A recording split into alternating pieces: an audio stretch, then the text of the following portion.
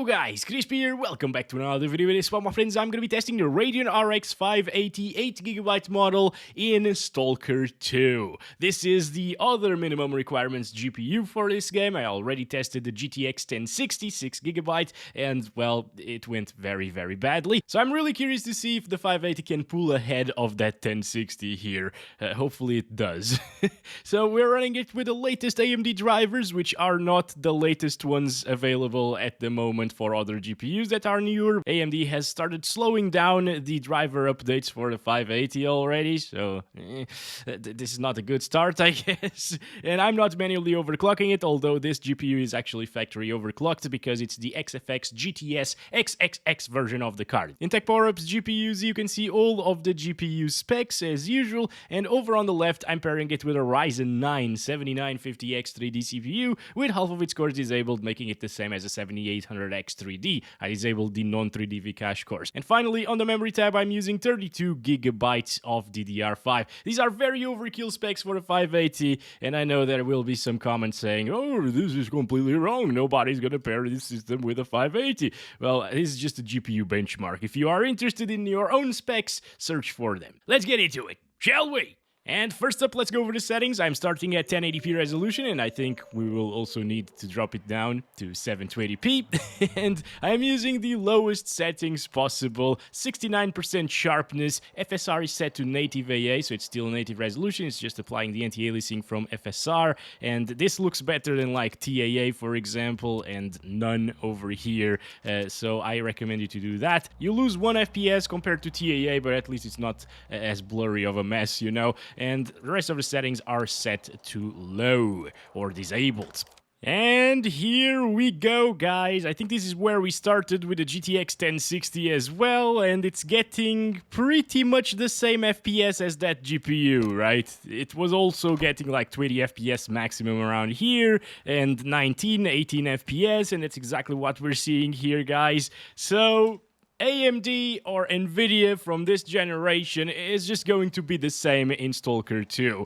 At least in terms of consistency, the minimum requirements are accurate, right? Because the GTX 1060 performs the same as the RX580. Like, sometimes there are other games that recommend stuff like GTX 960, and then on the Radeon side of things, they recommend an RX470, for example. And the 470 is like 50% faster, or even more sometimes, actually. So, yeah, kind of crazy, right? But here, well, yeah, it's balanced, I guess. But if this is getting 20 FPS or 25 sometimes at 1080p lowest settings, I don't think, oh my gosh, what the heck, this is an accurate minimum requirements system, you know, or the GPU actually. The system as well, like they recommend a 1600X Ryzen 5 first generation for the minimum requirements as well, and that will struggle a lot in those areas with a lot of NPCs, you know, where we started, basically, town areas or settlements. So yeah, it's a pretty terrible experience, guys, unfortunately, with the RX580. At least we got those reflections, right? The lumen reflections, software ray tracing reflections. Oh, they look so beautiful. Totally worth it to have the game running at like 5 times less performance than what it should have been if they just used Unreal Engine 4, for example, instead of Unreal Engine 5. Anyways, this is an absolutely terrible experience, and I know what to expect already. Well, let's just check out quality FSR over here. I'll keep things short, okay? And it's getting 20 to 25. Looking in this direction, at least it's not dropping to 90. Well, never mind. It still drops to 19 FPS. Alright, it gets like 5 FPS more in this area. Actually, let me just go over here. Outside of this door, it was getting 19 FPS. It's getting like 24, yeah. So 5 more FPS. It's not going to change your experience, obviously. It still feels like crap. It still plays like crap. At least it's not super stuttery, you know, but it still stutters like crap. And it looks a little bit more like crap as well right now with quality FSR because it has a lot of pixelation issues at the moment and ghosting effects around like the knife, for example. It's very noticeable. Yeah, Modern gaming, my friends. Now let's drop it down to balanced FSR, which instead of setting the resolution scale to 66 or 67%, it is now at 58% resolution scale. And here it's getting a little bit higher FPS once again. So let's stand right here. We were getting 19 at native, 24 with quality, 25 with balanced. So it's going to be pretty much the same as quality, right? This is why I skip balanced a lot of times, by the way. It doesn't really improve things by much. So yeah, let's try it at performance now. 50% resolution scale. And finally,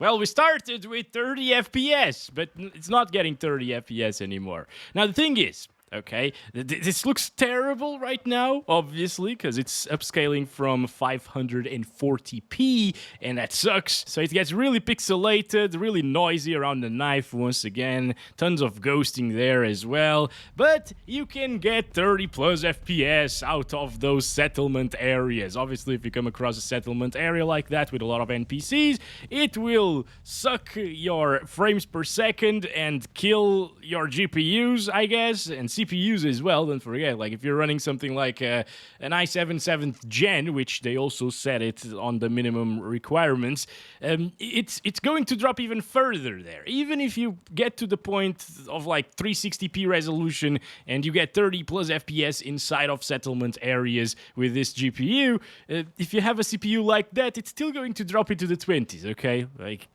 I don't know what they were thinking. Maybe they were thinking about the frame generation being enabled all of the time, because with FG, obviously, you can double your FPS or close to that.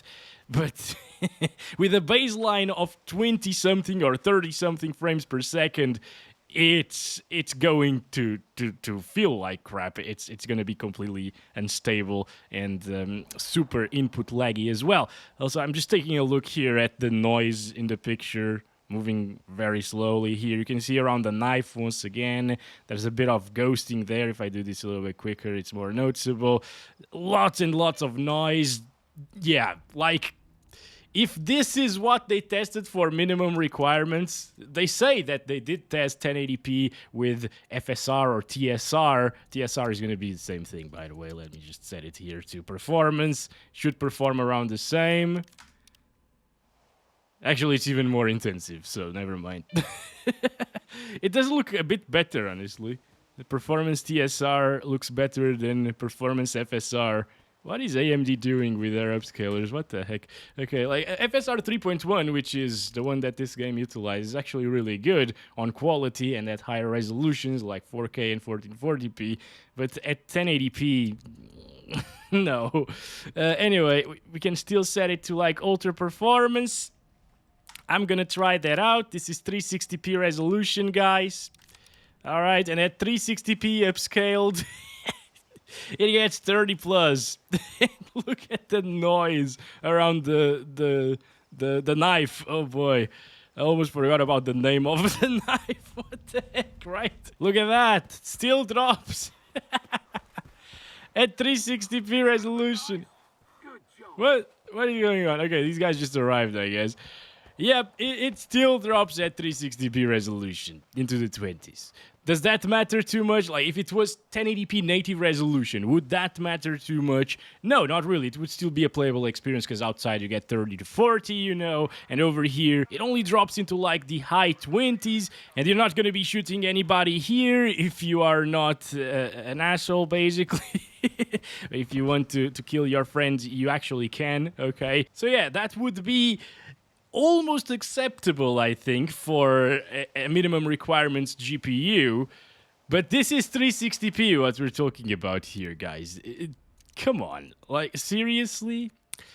Oh boy. Okay, well, let's go back to quality FSR here at 1080p and check it out with some frame generation. I'm gonna keep this one a bit shorter than the 1060 because it's basically the same thing. If you've watched the 1060 video, and I went a little bit more often out of this little town area and killing some enemies, and Bob as well. Oh, Bob, by the way. Bob is this one, by the way. Yes, somebody had a very good observation saying that, yeah, an NPC that's flying, right? And he's standing there every single time. It must be Bob in disguise, right? He's here to survive, I guess. And as Bob is such a terrible person, why did the weather change so much? Like the color, he's red now. Oh, I get it. He's probably red. Oh, yes.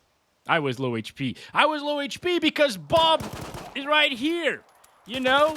And his body radiation was getting to me. Oh, boy.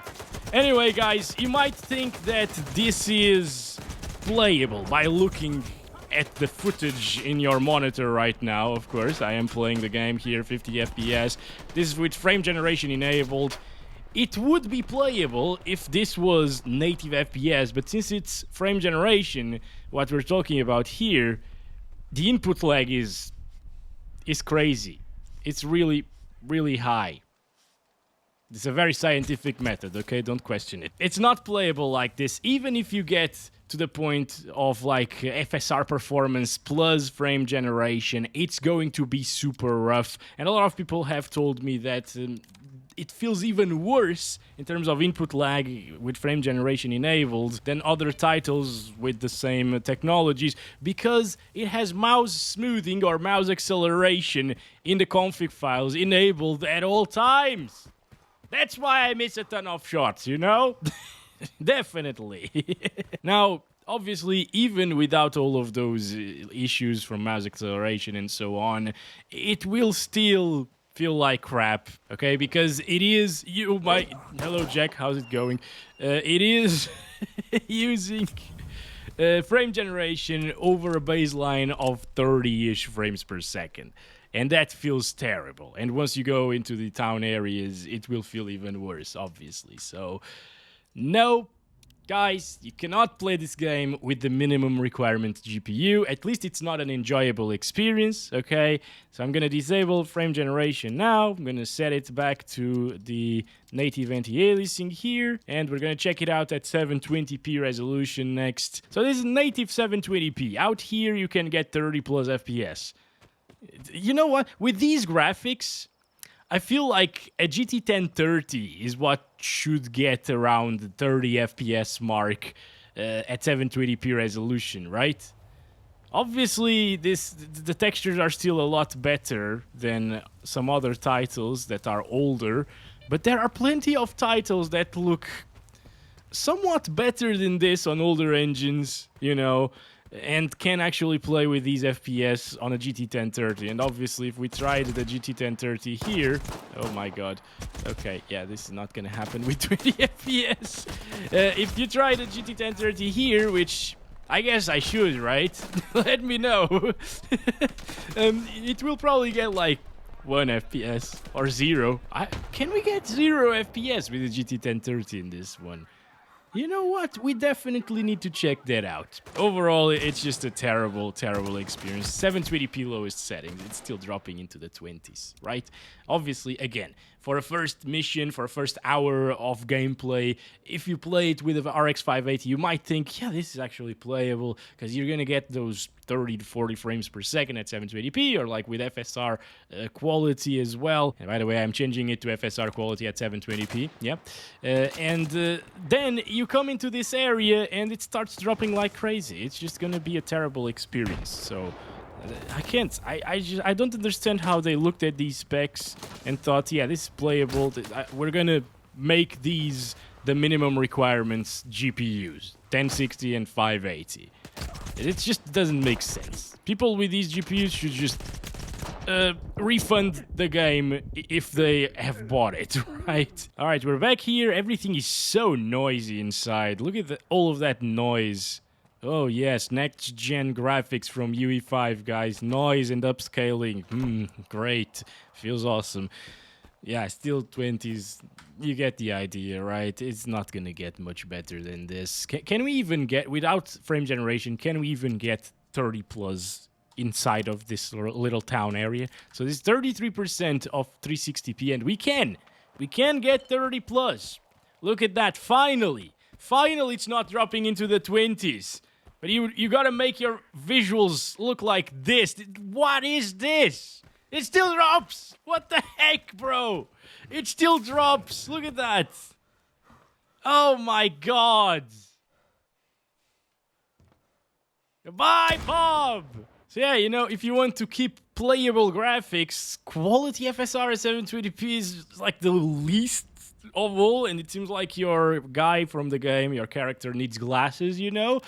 But if you're okay with that, this is not gonna get 30 plus FPS all of the time, so you gotta use the frame generation if you want 30 plus FPS all of the time. And here, it gets 40s and 50s. Again, it looks smooth.